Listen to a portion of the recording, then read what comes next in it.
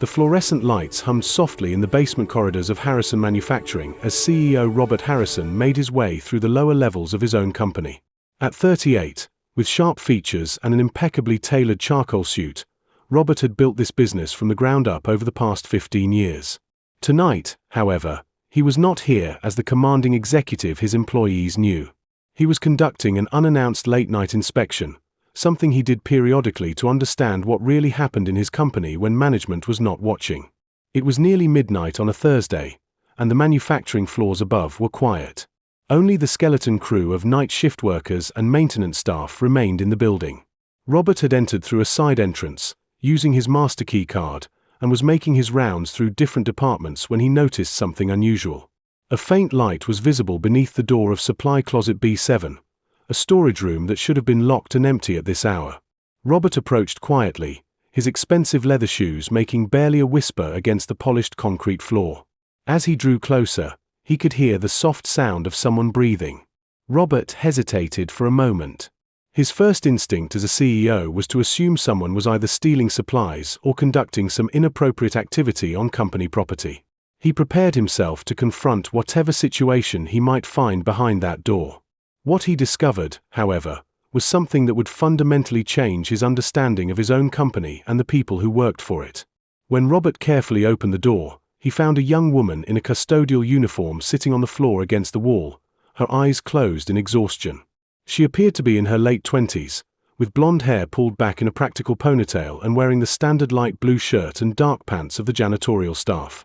Yellow rubber gloves lay beside her, and her name tag read Sarah Mitchell.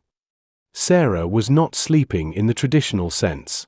She was leaning against the wall with her head tilted back, clearly exhausted but still partially alert. Her breathing was steady but shallow, and even in the dim light, Robert could see the deep circles under her eyes that spoke of chronic fatigue. The supply closet itself told a story that immediately caught Robert's attention.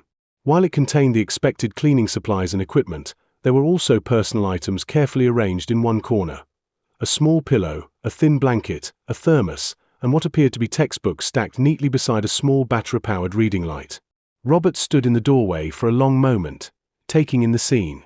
This was clearly not a case of employee misconduct.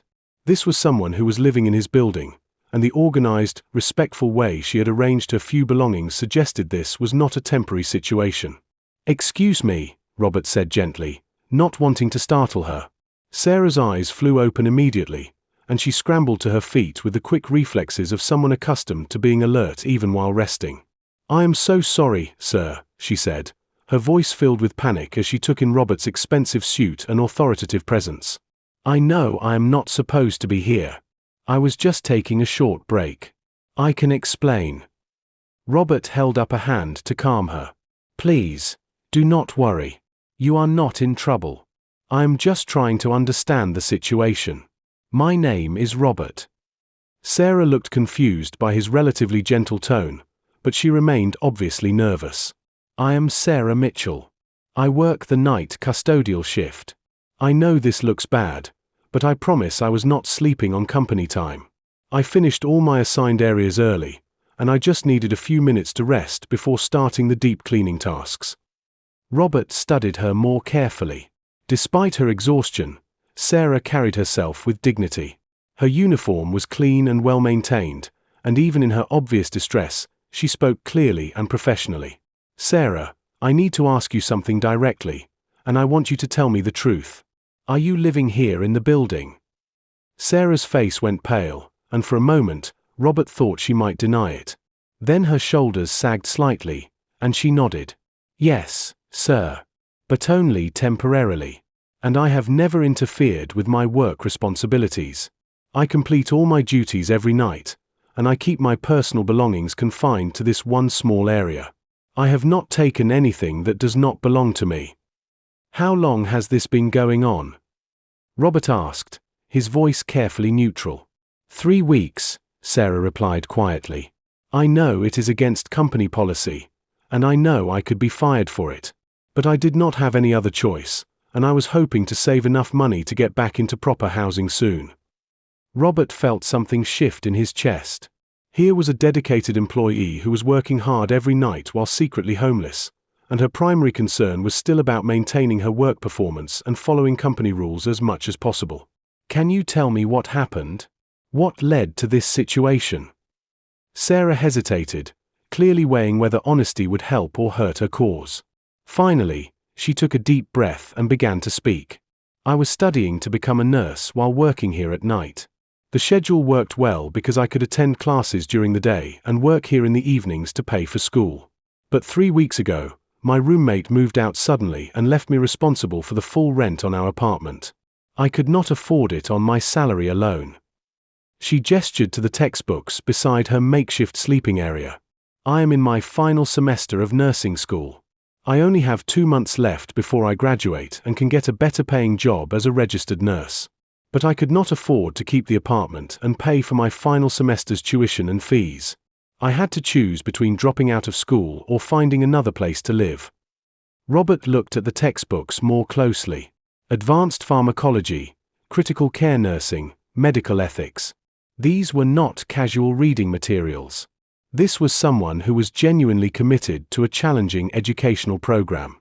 "So you chose to live here temporarily while finishing school?" "I know how it sounds," Sarah said quickly. "But I researched the situation carefully. I knew the custodial staff has access to the building 24 hours a day for emergencies and special projects. I make sure to be working during all the hours when other employees or management might be in the building. I only rest here during the deepest part of the night shift when no one else is around. And I always make sure my work is completed to the highest standard." Robert was struck by the thoughtfulness and planning that had gone into Sarah's decision.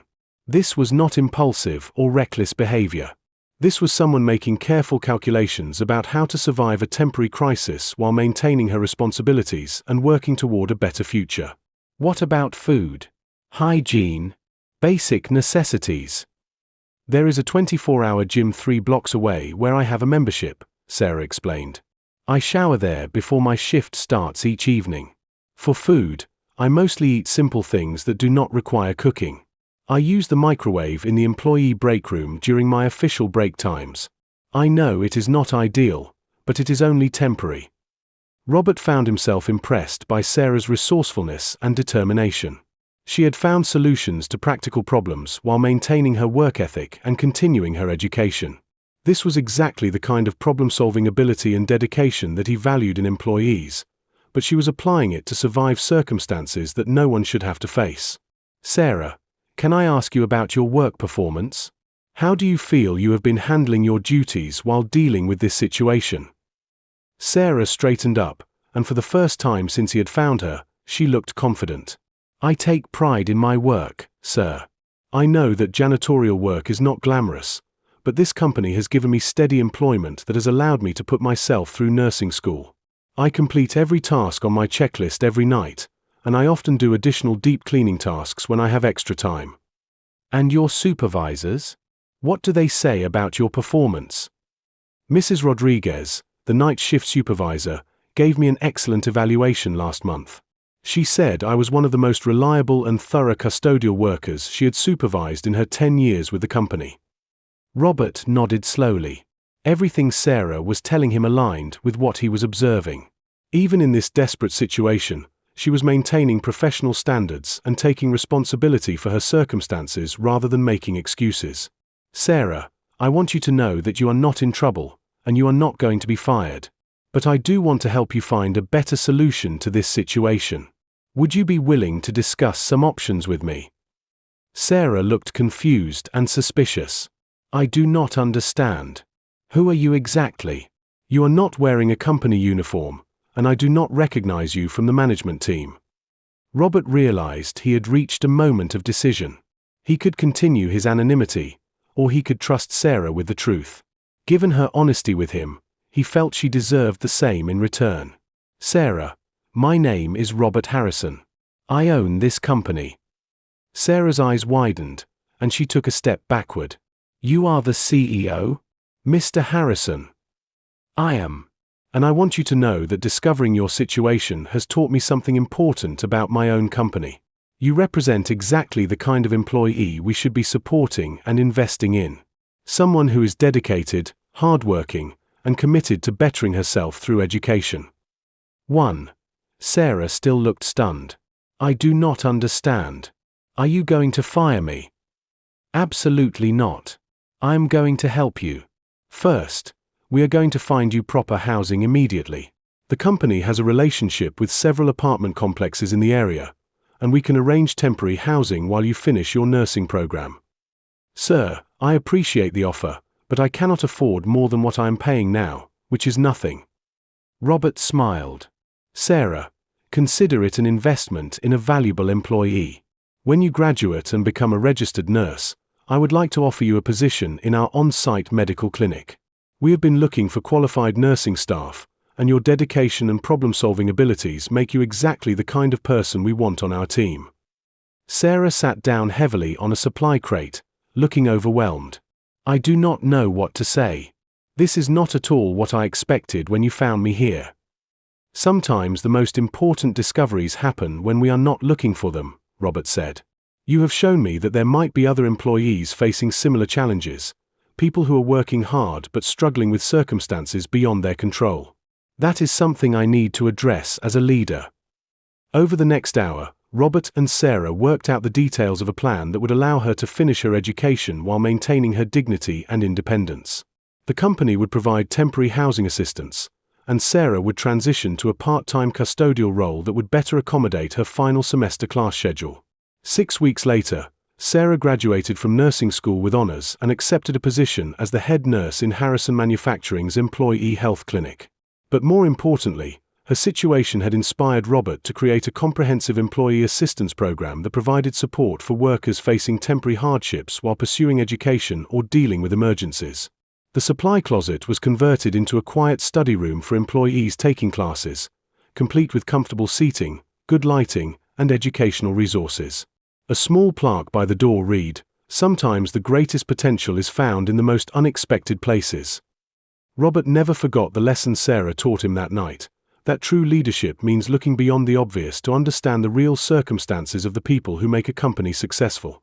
And Sarah never forgot that sometimes, when we are honest about our struggles and continue to do our best despite them, help can come from the most unexpected sources. The company culture at Harrison Manufacturing changed fundamentally after that night, becoming a place where employees felt supported in their efforts to build better lives for themselves and their families. All because a CEO took the time to really see one of his employees, and an employee had the courage to tell the truth about her circumstances.